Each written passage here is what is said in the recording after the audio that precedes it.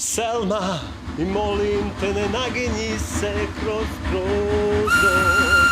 Selma, Selma, zdravo Selma.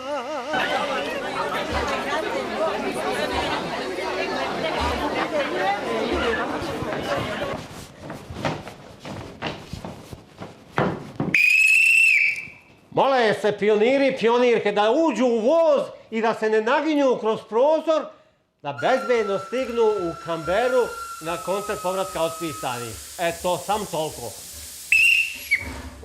Voz!